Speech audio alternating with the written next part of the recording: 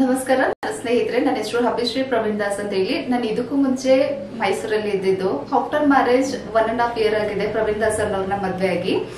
And ಇದಕ್ಕೂ ಮುಂಚೆ ನಾನು ರೇಖಾ ದಾಸ್ ಟಾಕೀಸ್ ಚಾನೆಲ್ ಅಲ್ಲಿ ನಾನು ಕುಕಿಂಗ್ ಪಾರ್ಟಿಸಿಪೇಟ್ ಮಾಡಿದೆ. ಅಂಡ್ ಅದರ್ವೈಸ್ ಅದರಲ್ಲಿ ರಿವ್ಯೂಸ್ ಎಲ್ಲ ಚೆನ್ನಾಗಿ ಬಂದಿದೆ. ಸೊ ರೇಖಾ ದಾಸ್ ಮ್ಯಾಮ್ ನನ್ಗೆ ಇನ್ನೊಂದು ಚಾನ್ಸ್ ಕೂಡ ಕೊಟ್ಟಿದ್ದಾರೆ. ಇನ್ನೊಂದ್ಸತಿ ನನ್ಗೆ ಅಡಿಗೆ ಮಾಡೋದಕ್ಕೆ ಚಾನ್ಸ್ ಕೂಡ ಕೊಟ್ಟಿದ್ದಾರೆ. ಸೊ ಇವಾಗ ನಾನು ಪಾಲಕ್ ಚಿಕನ್ ಗ್ರೇವಿ ಮಾಡ್ತಾ ಇದ್ದೀನಿ.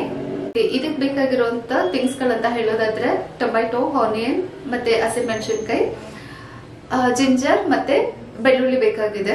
ಸೊ ಇದನ್ನ ಬಂದು ಬೆಳ್ಳುಳ್ಳಿ ಪೇಸ್ಟ್ ಮತ್ತೆ ಜಿಂಜರ್ ಪೇಸ್ಟ್ ನ ಬಂದು ನಾನು ಮನೆಯಲ್ಲೇನೆ ರೆಡಿ ಮಾಡ್ಕೊತೀನಿ. ಅಂಗಡಿಲೆಲ್ಲೂ ಕೂಡ ನಾನು ತಗೊಳ್ಳೋದಿಕ್ಕೆ ಹೋಗಲ್ಲ.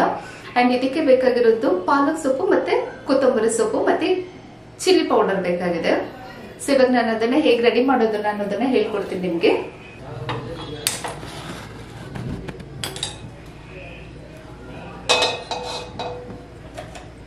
ಓಕೆ, ಇದಕ್ಕೆ ಫಸ್ಟ್ ನಾವು ಆಯಿಲ್ ಹಾಕೋಬೇಕು.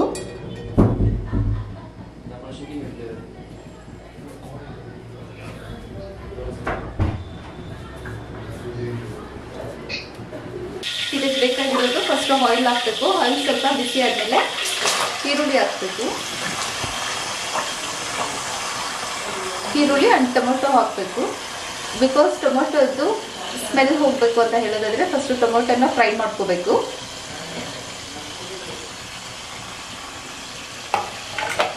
ಸೊ ಇದನ್ನ ನೀಟಾಗಿ ಅಂತ ಹೇಳೋದಾದ್ರೆ ಈರುಳ್ಳಿ ಮತ್ತೆ ಆನಿಯನ್ ಬಂದ್ರೆ ನೀಟಾಗಿ ಬಾಯ್ಲ್ ಆಗ್ಬೇಕು. ಇಲ್ಲ ಹಸಿದ ಸ್ಮೆಲ್ ಇರುತ್ತೆ, ಟೇಸ್ಟ್ ಚೆನ್ನಾಗಿರಲ್ಲ.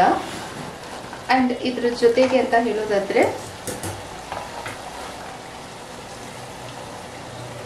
ಹಸಿಮೆಣಸಿನಕಾಯಿ ಅಂಡ್ ಶುಂಠಿ ಅಂಡ್ ಬೆಳ್ಳುಳ್ಳಿನ ಫ್ರೈ ಮಾಡ್ಕೋಬೇಕು.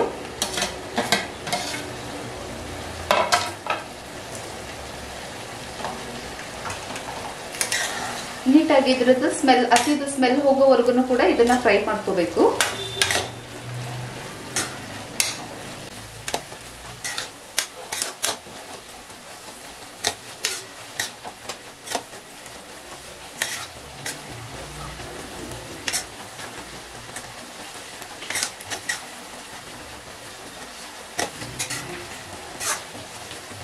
ಓಕೆ, ಇವಾಗೆಲ್ಲ ಆನಿಯನ್ ಮತ್ತೆ ಟೊಮೊಟೊ ಎಲ್ಲ ನೀಟಾಗಿ ಫ್ರೈ ಆಗಿದೆ. ಅದ್ರ ಜೊತೆಗೆ ಮೇನ್ ಬೇಕಾಗಿರೋದು ಪಾಲಕ್ ಸೊಪ್ಪು. ಅದನ್ನ ನೀಟಾಗಿ ಬಾಯ್ಲ್ ಮಾಡ್ಕೋಬೇಕು.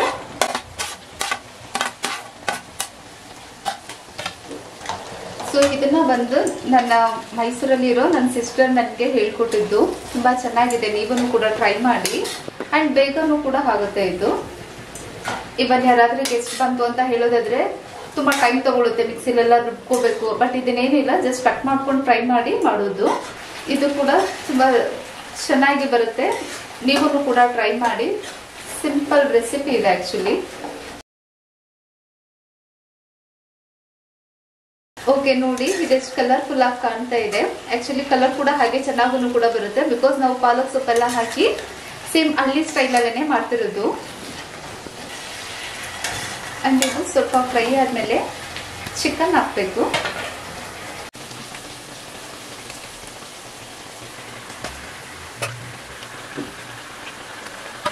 ಅಂಡ್ ಇದನ್ನ ಫ್ರೈ ಮಾಡ್ಬೇಕಾದ್ರೆ ಇದಕ್ಕೆ ಅರಿಶಿನ ಪುಡಿ ಹಾಕ್ಬೇಕು. ಬಿಕಾಸ್ ಅದು ಚಿಕನ್ ಅಲ್ಲಿ ಇರೋ ಸ್ಮೆಲ್ ಎಲ್ಲ ಹೋಗ್ಬೇಕು ಅಂತ ಹೇಳೋದಾದ್ರೆ ಸ್ವಲ್ಪ ಟರ್ಮರಿಕ್ ಪೌಡರ್ನೇ ಹಾಕಿ. ಅಂಡ್ ಇದಕ್ಕೆ ಉಪ್ಪು ಹಾಕಿ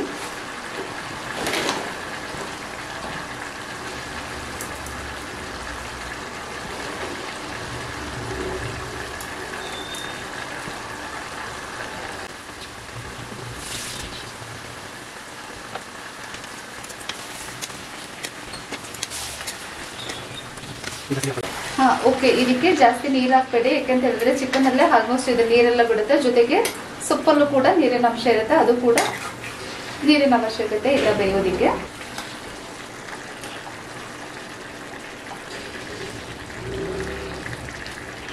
ಇದನ್ನ 5 to 10 minutes ಹಾಕಿ ಬಿಡಿ. ಅದು ಬಾಯ್ಲ್ ಆಗ್ಬೇಕು.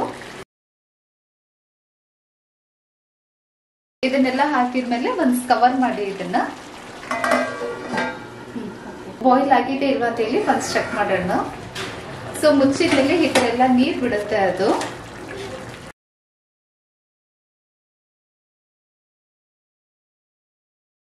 ಅದಾದ್ಮೇಲೆ ಗಮ್ ಅಂತ ಇದೆ. ಅದು ನೀರಿನ ಕೂಡ ಬಾಯ್ಲ್ ಆಗಬೇಕು. ಯಾಕೆಂದ್ರೆ ಚಿಕನ್ ನೀಟಾಗಿ ಬೇಯಬೇಕಲ್ವಾ, ಅದಕ್ಕೋಸ್ಕರ. ಓಕೆ, ಇನ್ನ 5 ಮಿನಿಟ್ಸ್ ಹಾಗೇನೆ ಬಾಯ್ಲ್ ಮಾಡೋದಕ್ಕೆ ಬಿಡೋಣ. ಅಂಡ್ ಇದು ಇನ್ನೂ ಕೂಡ ಬಾಯ್ಲ್ ಆಗಬೇಕು. ಇದು ಬಾಯ್ಲ್ ಆಗೋದಕ್ಕೆ ಇನ್ನ 5 to 10 ಮಿನಿಟ್ಸ್ ಆಗುತ್ತೆ. ಸೊ ವೇಟ್ ಮಾಡಿ, ಅದನ್ನ ಇನ್ನೊಂದು ಸ್ವಲ್ಪ ಹೊತ್ತು ಕ್ಲೋಸ್ ಮಾಡಿಬಿಡಿ. ಹಾಗೆ ನಿಮ್ಮ ಫೇವ್ರೆಟ್ ಡಿಶ್ ಏನು ಅಂತ ಹೇಳಿ, ನಾನು ಅದನ್ನು ಕೂಡ ಟ್ರೈ ಮಾಡ್ತೀನಿ. ಬಿಕಾಸ್ ನನಗೆ ಅಡುಗೆ ಮಾಡೋದು ಅಂದ್ರೆ ತುಂಬಾ ಇಷ್ಟ. ನಂದು chicken, fish and egg.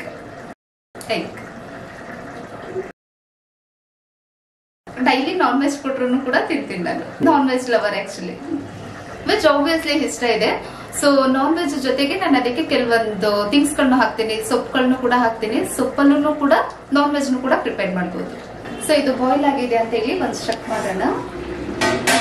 So ನೀರಿನ ಹಾಕಿ ಇರೋದ್ರಿಂದ ಒಂದ್ಸಲಿ ಈ ತರ ಮಿಕ್ಸ್ ಮಾಡೋಣ, ಇಲ್ಲಾಂದ್ರೆ ಕೆಳಗಡೆ ತಳ ಹಿಡಿದ್ ಬಿಡುತ್ತೆ, ಸ್ಮೆಲ್ ಇರುತ್ತೆ. ಒಂದ್ಸತಿ ಹೀಗೆ ತಿರಿಯೋಣ. ಏಕೆಂತ ಹೇಳೋದಾದ್ರೆ, ಇಲ್ಲ ಅಂತ ಹೇಳಿದ್ರೆ ಅದು ಕೆಳಗಡೆ ತಳ ಹಿಡಿದಾಗ ಸ್ಮೆಲ್ ಬರುತ್ತೆ ಹ್ಯಾರಿಸಲ್ಲಿಗೋಸ್ಕರ.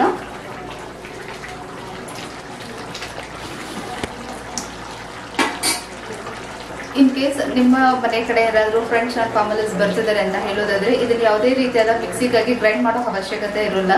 ಸೊ ಜಸ್ಟ್ ಎಲ್ಲಾನು ಕೂಡ ಇವನ್ ಸೊಪ್ಪು ಎಲ್ಲಾನು ಕೂಡ ಕಟ್ ಮಾಡಿನೇ ಇದನ್ನ ಬೇಗ ಕೂಡ ಮಾಡ್ಬೋದು ನಾವು.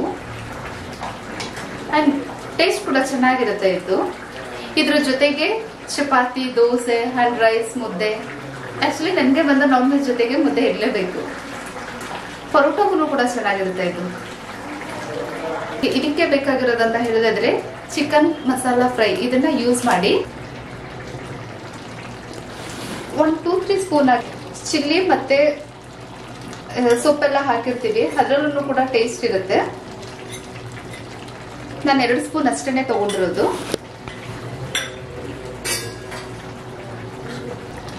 ಅಂಡ್ ಇದಾದ್ಮೇಲೆ ಮಿಕ್ಸ್ ಮಾಡ್ಕೊಳ್ಳಿ. ಯಾಕೆಂತ ಹೇಳೋದಾದ್ರೆ ಚಿಕನ್ಗೆ ಅಂತ ಹೇಳೋದಾದ್ರೆ ಎಲ್ಲದಕ್ಕೂ ಕೂಡ ಮಸಾಲೆ ಮಿಕ್ಸ್ ಆಗಿರ್ಬೇಕಲ್ವಾ, ಇಲ್ಲ ಕೆಲವೊಂದ್ ಕಡೆ ಹಾಗೇನೆ ಇರುತ್ತೆ. ಮಿಕ್ಸ್ ಮಾಡ್ಕೊಳ್ಳಿ.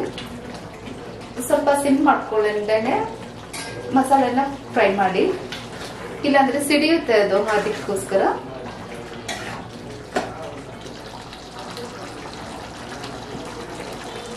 ಇದಕ್ಕೆ ಸ್ವಲ್ಪ ನೀರನ್ನ ಮಿಕ್ಸ್ ಮಾಡಿ. ಯಾಕೆಂತ ಹೇಳೋದಾದ್ರೆ ಚಿಕನ್ ನೀಟಾಗಿ ಬೇಯಬೇಕು, ಅವಾಗ ಟೇಸ್ಟ್ ಬರುತ್ತೆ. ಉಪ್ಪು ಮತ್ತೆ ಹಾಕೋ ಅವಶ್ಯಕತೆ ಇಲ್ಲ, ಬಿಕಾಸ್ ನಾವು ಆಲ್ರೆಡಿ ಹಾಕೊಂಡಿದ್ದೀವಿ ಉಪ್ಪನ್ನ. ಅಂಡ್ ಜೊತೆಗೆ ಮಸಾಲೆಗಳನ್ನು ಕೂಡ ಇದರಲ್ಲಿ ಉಪ್ಪಿರೋದ್ರಿಂದ ಮತ್ತೆ ನೆಕ್ಸ್ಟ್ ಉಪ್ಪು ಹಾಕೊಳ್ಳೋ ಅವಶ್ಯಕತೆ ಇರಲ್ಲ. ಅಂಡ್ ಇದ್ರ ಜೊತೆಗೆ ಮೇಲ್ಗಡೆ ಕೊತ್ತಂಬರಿ ಸೊಪ್ಪನ್ನ ಹಾಕಿ ಚೆನ್ನಾಗಿರುತ್ತೆ ಇದ್ರ ಫ್ಲೇವರ್.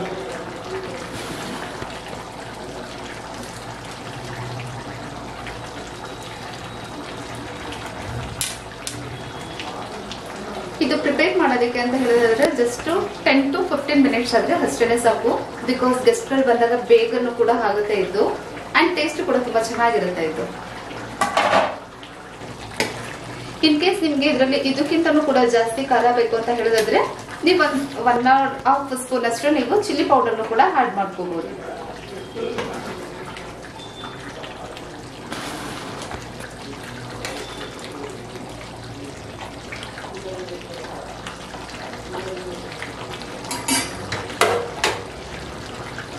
ಚಿಲ್ಲಿ ಪೌಡರ್ ಬಿಕಾಸ್ ನಾನು ತುಂಬಾ ಸ್ಪೈಸಿನ ತಿನ್ನೋದ್ರಿಂದ ತುಂಬಾ ಸ್ಪೈಸಿನೇ ಇರ್ಬೇಕು ಆಕ್ಚುಲಿ ನಾನ್ ವೆಜ್ಗೆ, ಹಾಗೆ ಮಾತ್ರ ಅದಕ್ಕೆ ಟೇಸ್ಟ್ ಬರೋದು. ಅದಕ್ಕೆ ಸ್ವಲ್ಪ ಸ್ಪೈಸಿನ ಮಿಕ್ಸ್ ಮಾಡಿ ಅಷ್ಟೇನೆ. ಟೇಸ್ಟ್ ಕೂಡ ತುಂಬಾ ಚೆನ್ನಾಗಿರುತ್ತೆ ಬಿಕಾಸ್ ಅಲ್ಲಿ ಸೊಪ್ಪುಗಳನ್ನೆಲ್ಲ ಆಡ್ ಮಾಡಿರ್ತೀವಿ. ಸೊ ಕಲರ್ ನೀವೇ ನೋಡ್ತಾ ಇರ್ಬೋದು, ಸೊಪ್ಪೆಲ್ಲ ಹಾಕಿರೋದ್ರಿಂದ ತುಂಬಾ ಚೆನ್ನಾಗಿ ಬಂದಿರುತ್ತೆ ಇದು. ಸೊಪ್ಪು ಕೂಡ ಹೆಲ್ತ್ಗೆ ಒಳ್ಳೇದಾಗಿರೋದ್ರಿಂದ.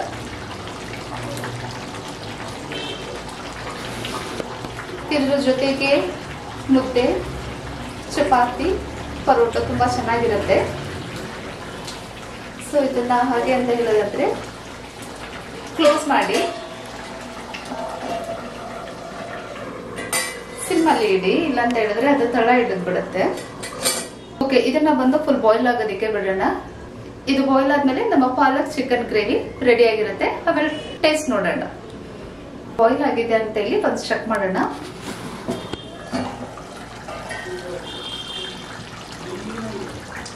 ಇದು ನೀವೇ ಕಲರ್ ಕೂಡ ನೋಡ್ಬೋದು, ತುಂಬಾ ಚೆನ್ನಾಗಿ ಬಂದಿದೆ.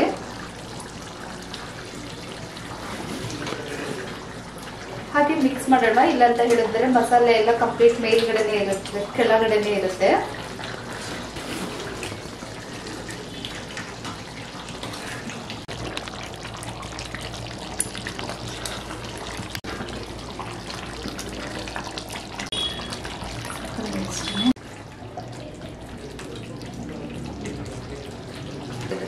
ಇವಾಗ ಪಾಲಕ್ ಚಿಕನ್ ಫ್ರೈ ರೆಡಿ ಆಗಿದೆ.